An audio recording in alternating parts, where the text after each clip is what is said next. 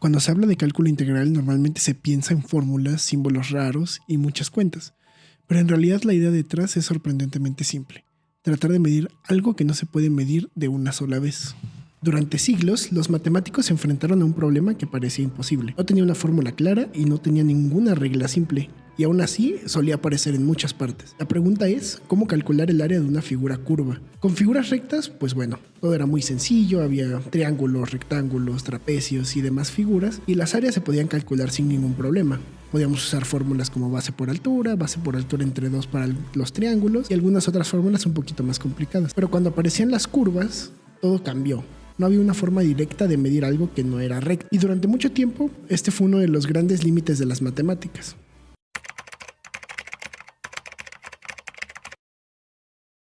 Los primeros en acercarse a una solución fueron los griegos. Arquímedes en particular tuvo una idea muy ingeniosa. Él lo que hizo fue medir el área de un círculo, y en lugar de intentar medir la curva como tal directamente, la aproximó usando figuras simples como triángulos y después aproximándose a polígonos. Y se dio cuenta que mientras de más lados fuera el polígono, era más aproximada al resultado real el área.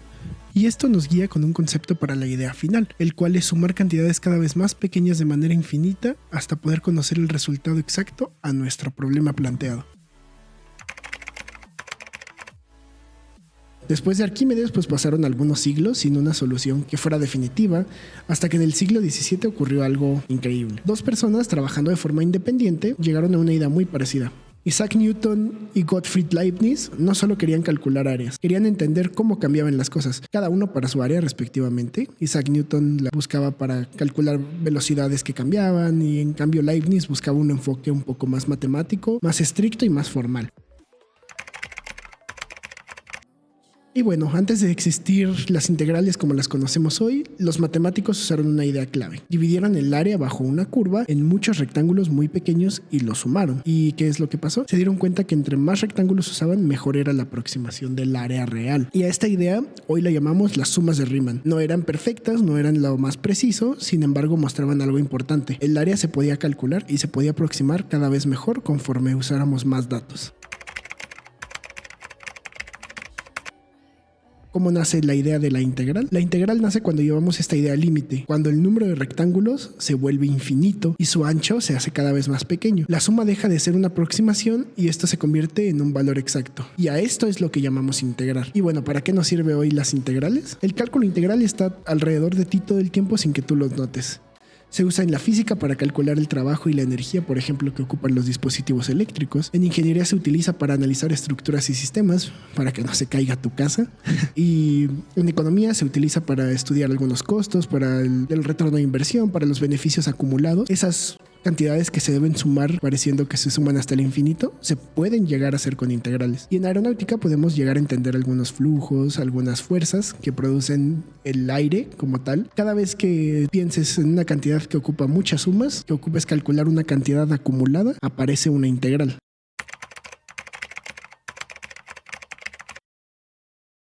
Hasta ahora hemos hablado del cálculo integral como una herramienta para acumular pequeñas partes y obtener un resultado total, pero el cálculo no estaría completo sin su otra mitad, el cálculo diferencial, al cual ya le dediqué un video en mi canal de TikTok.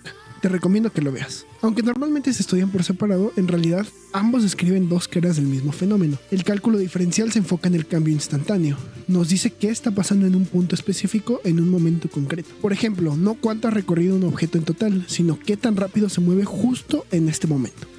Es una forma de observar el mundo casi con una lupa, analizando lo que ocurre en intervalos extremadamente pequeños. El cálculo integral, en cambio, toma todos esos cambios instantáneos y los junta. No se queda con el qué tan rápido, sino que pregunta qué ocurre cuando ese cambio se mantiene durante cierto tiempo. Es la diferencia entre observar un instante y comprender toda la trayectoria. Lo interesante es que estos dos enfoques no son independientes. Existe una conexión profunda entre ellos que permite pasar de uno al otro. Si conocemos cómo cambia algo en cada instante, podemos reconstruir su comportamiento completo mediante una integral. Y si conocemos cómo se ha acumulado algo a lo largo del tiempo, podemos analizar cómo está cambiando usando una derivada. Esta relación es tan importante que se convirtió en uno de los pilares del cálculo. Gracias a ella, problemas que parecían imposibles se volvieron manejables. Se pudo describir el movimiento de los planetas, calcular trayectorias, optimizar procesos y entender sistemas complejos usando una misma idea central: estudiar el cambio y su acumulación. Pensar el cálculo de esta manera ayuda a quitarle el misterio.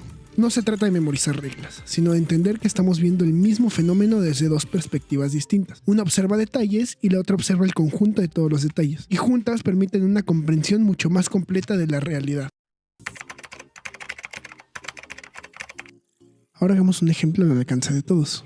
Imagina que tienes 10,000 pesos y decides invertirlos en un fondo que ofrece una tasa de interés anual del 5%. Vamos a decir algo así como CETES, que es más o menos lo que suele ofrecer, del 3 al 5%. Y bueno, normalmente lo que se piensa es que ese interés se gana al final del año o por periodos fijos, y esa creencia es debido a que así se nos entrega. Sin embargo, en muchos modelos financieros el dinero no crece solo en ciertos momentos, sino de manera continua todo el tiempo. Cada segundo que pasa, tu dinero está generando una pequeña ganancia, y esa ganancia también empieza a generar a su vez más dinero. Este crecimiento continuo se puede entender como si tu cuenta recibiera miles de depósitos diminutos a lo largo de los segundos. No lo ves uno por uno, pero al final del periodo el efecto acumulado es el que tú recibes. El problema es que no podemos sumar esos depósitos uno por uno, porque ocurren en infinitos instantes. Y aquí es donde utilizamos la integral. Una integral sirve para sumar procesos que ocurren poco a poco. En el caso de una inversión, la integral se encarga de acumular todas esas ganancias pequeñas que se van generando conforme pasa el tiempo. No estamos sumando las ganancias del año completo, estamos sumando cada instante del crecimiento del dinero. Cuando la tasa del interés anual es del 5%, el crecimiento del dinero es proporcional a la cantidad que ya tienes. Entre más dinero hay en la cuenta, más rápido crece. Al modelar este comportamiento con el cálculo integral, obtenemos una función que describe cómo evoluciona la inversión con el tiempo. Al aplicar este modelo, encontramos que si inviertes 10,000 pesos al 5% anual durante 5 años, el dinero final es de aproximadamente 12,840 pesos. Esto significa que la ganancia total es cercana a 2,840 pesos. Obtenida no de un solo golpe, sino como resultado de un crecimiento constante a lo largo del tiempo. Lo importante aquí no es memorizar fórmulas ni hacer cuentas complicadas. Lo importante, como ya vimos, es entender que la integral fue la herramienta que nos permitió sumar todo ese crecimiento continuo. Sin las integrales no podríamos calcular correctamente qué pasa cuando algo cambia de manera constante, como el dinero en una inversión. Este mismo razonamiento se aplica en muchos otros contextos del mundo real. Las integrales se usan para modelar el crecimiento de poblaciones, el consumo de energía, el flujo de corriente eléctrica o la distancia recorrida por un objeto en movimiento. Siempre que algo cambia poco a poco y queremos saber cuánto se ha acumulado, una integral puede estar detrás del resultado. Así que la próxima vez que escuches hablar de una inversión que crece con el tiempo, recuerda que aunque no lo veas, hay una integral sumando cada pequeño cambio para llegar al resultado final y entregarte tu dinero. ¿Qué te ha parecido el ejemplo? Espero haya sido de ayuda para tu comprensión. Te invito a dejarme en los comentarios alguna sugerencia o incluso si este ejemplo te ayudó a visualizar de mejor manera los conceptos que ya hemos visto. ¿A qué nos lleva esto? Todo comenzó con una pregunta sencilla: ¿cómo calcular el área de algo que no es recto?